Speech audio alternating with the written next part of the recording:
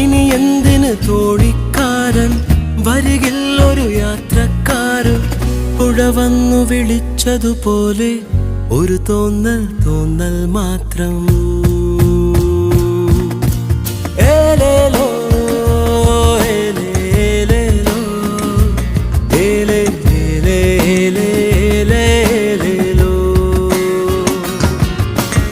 ഏലേലോ ഏലേലേലോ ഏലേലേലേലേലോ.